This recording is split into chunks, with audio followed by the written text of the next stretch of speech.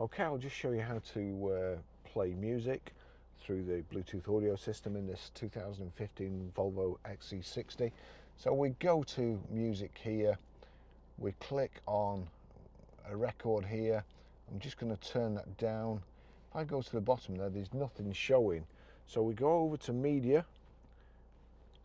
That's coming up on the CD player. So what we have to do, we have to click media again. Then that gives you all the different options. If it doesn't come up on Bluetooth the first time, click it again, navigate down by turning this rotary control to Bluetooth, click OK. No device connected, so we click OK to connect. We've got my phone there, navigate down to my phone and click OK, connect for media.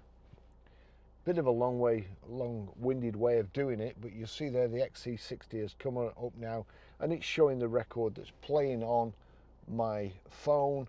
If I turn that up and then